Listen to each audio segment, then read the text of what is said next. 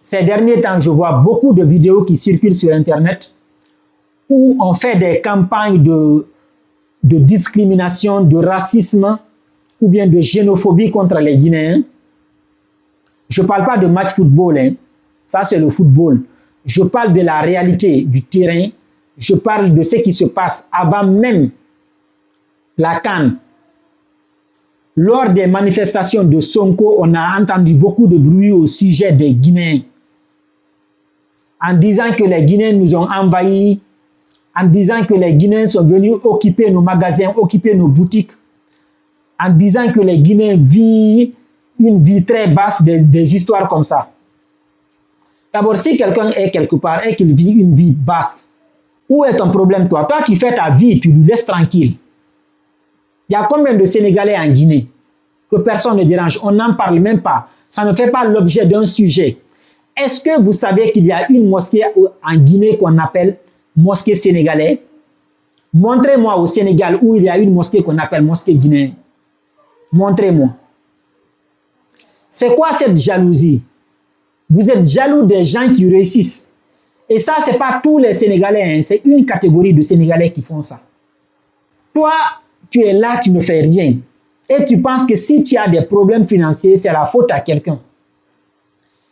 Vous savez, il y a 20 ans avant aujourd'hui, une histoire comme ça s'est passée au Sénégal. Une histoire très semblable. Une dame m'a raconté que il y a 20 ans avant aujourd'hui, les magasins qui sont aujourd'hui occupés par des Guinéens étaient occupés par des Mauritaniens. C'est des Mauritaniens qui vendaient des produits d'alimentation générale dans les marchés et tout. D'accord? Ils travaillaient bien, ils gagnaient leur petit pain. Ok? Ils vivaient très bien, il n'y a pas de problème. Jusqu'à ce qu'une campagne de jalousie a commencé contre ces personnes. Quelque temps après, tous les Sénégalais, je ne dirais pas tous les Sénégalais, certains Sénégalais se sont levés pour aller massacrer les Mauritaniens. Il y a eu des blessés, il y a eu des morts. On va voir une femme, on a coupé son sein. D'autres, les bras sont coupés. D'autres blessés sur la tête.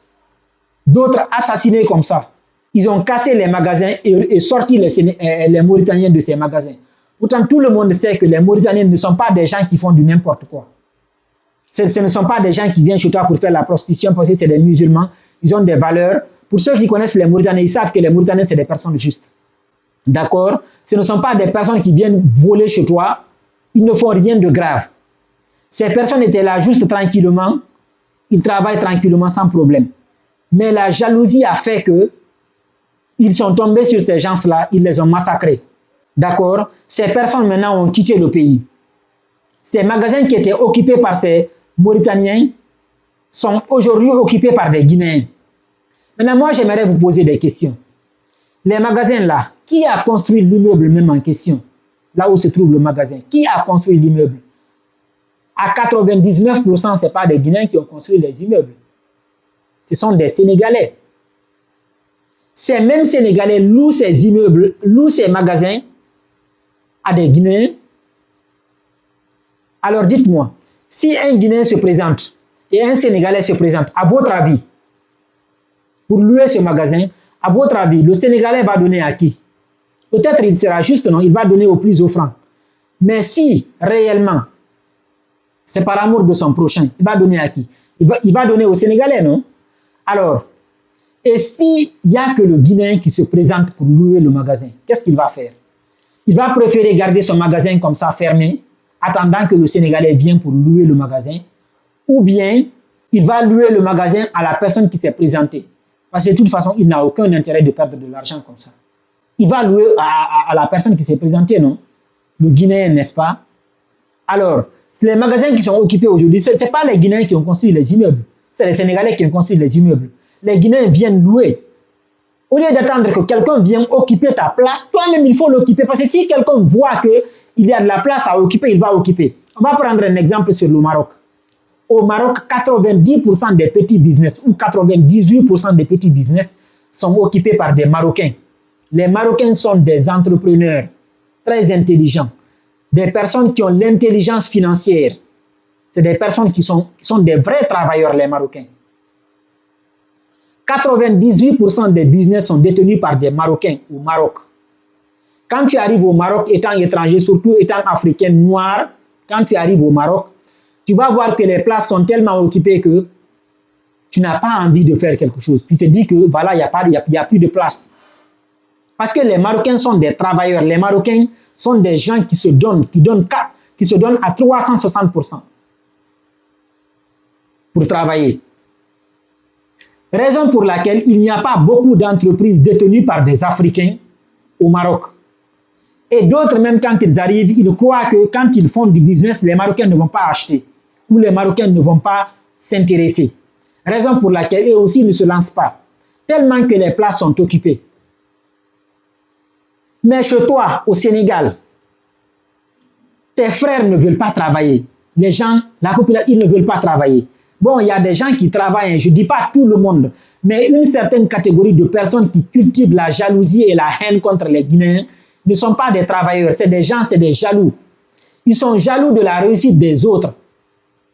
Parce que si quelqu'un est jaloux de toi, c'est parce qu'il est faible, il est inférieur. Quelqu'un qui est supérieur à toi, quelqu'un qui te dépasse ne va pas être jaloux de toi. Les arguments qu'on donne contre les Guinéens, pour la haine contre les Guinéens, n'est pas un argument valable.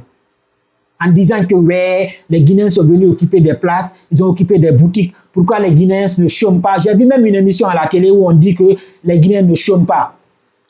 Il y a un monsieur qui se pose des questions en disant, il dit aux gens, posez-vous des questions, pourquoi les Guinéens ne chôment pas au Sénégal? Quelqu'un ne peut pas chômer si c'est un bon travailleur. Ce qu'il faut savoir, c'est que ce n'est pas ta zone géographique qui te rendra riche. C'est toi-même.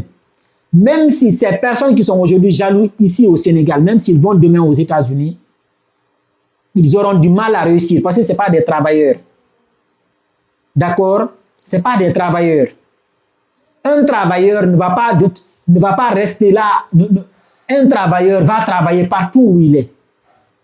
Ce n'est pas moi qui l'a dit. Récemment, Espace TV est venu au Sénégal. Ils ont interviewé Thion Nyong. Thion Nyong, c'est le co-président des États-Unis lors de l'élection de Barack Obama aux États-Unis. D'accord?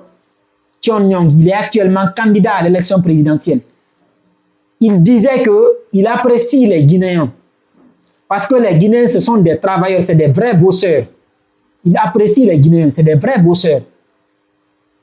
Pendant que toi, tu es jaloux là, les personnes intelligentes, les personnes qui sont allées voir ailleurs, les personnes qui sont sorties, ils savent ce que vaut le Guinéen. Thion Nyong, c'est un Sénégalais. Il est actuellement candidat aux élections présidentielles au Sénégal. Pour ceux qui connaissent Thion Nyong, ils savent de quoi je parle. Donc, ça ne sert à rien de vouloir chasser quelqu'un, ça ne sert à rien de vouloir cultiver la haine contre les gens. Si tu n'as pas réussi, ce n'est pas la faute à quelqu'un, c'est à ta faute. Et ça, tant que tu n'as pas compris que c'est de ta faute, si tu n'as pas réussi, tu ne réussiras jamais. Il ne faut même pas rêver. Donc, tu ne réussiras jamais si tu penses que c'est la faute à quelqu'un, si tu n'as pas réussi. Donc, ce que je veux dire ici, c'est que aux Guinéens aussi, parce que la plupart des fois aussi, les Guinéens vont investir au Sénégal. D'autres vivent en Europe, aux États-Unis. Ils disent que puisque la situation politique n'est pas stable au pays, en Guinée, ils vont partir investir au Sénégal. Je pense qu'il faut revoir cela. Il y a beaucoup de pays en Afrique. D'accord? Si vous pensez que investir en Guinée est risqué, vu la situation politique, vous pouvez aller dans un autre pays. Il y a beaucoup de pays en Afrique. D'accord? Il y a beaucoup de pays en Afrique. Même le Maroc. Vous pouvez venir au Maroc investir. Cette histoire qui parle de jalousie, comment dirais-je, de racisme là, c'est parce que vous êtes à l'étranger. Si vous êtes réellement au Maroc, vous allez comprendre qu'il y a une vraie différence entre ce qui se dit à la télé ou dans les réseaux sociaux et la réalité du terrain. Je ferai une vidéo pour parler du Maroc et du racisme au Maroc. Parce qu'il y a des gens qui prennent le Maroc comme le diable ou les Marocains comme le diable en personne, alors que tel n'est pas le cas. C'est comme quand vous restez en Europe et qu'on vous parle de l'Afrique. On vous parle d'Afrique uniquement pour les guerres, la misère, la famine. On ne parlera jamais de la réussite du Maroc, comment dirais-je, de l'Afrique. Donc, si je fais cette vidéo, c'est pour appeler aux gens au calme. La Guinée et le Sénégal, c'est deux pays frères. Il ne faut pas que certains Sénégalais se mettent dans la danse. Parce que ces personnes qui cultivent la haine aujourd'hui au Sénégal, ce ne sont pas tous les Sénégalais. C'est une catégorie de Sénégalais qui pensent que s'ils ne réussissent pas, s'ils sont dans la difficulté financière, c'est la faute aux Guinéens. Alors que tel n'est pas le cas. Sinon, lorsque les Mauritaniens sont partis, il fallait occuper les places qu'occupent les Guinéens aujourd'hui.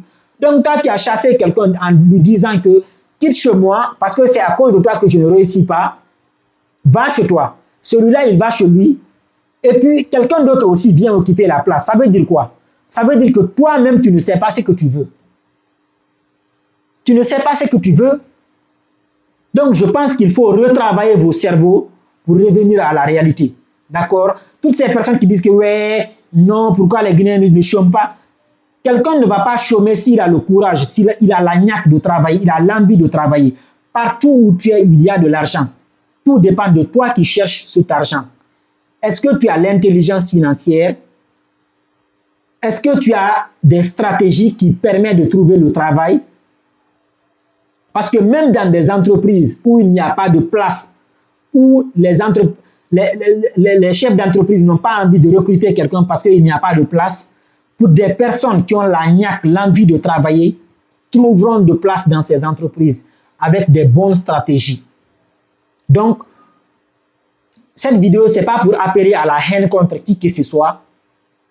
C'est juste pour dire aux gens qu'il faut arrêter. La jalousie est une forme de faiblesse. Il faut arrêter de cultiver la haine entre les communautés.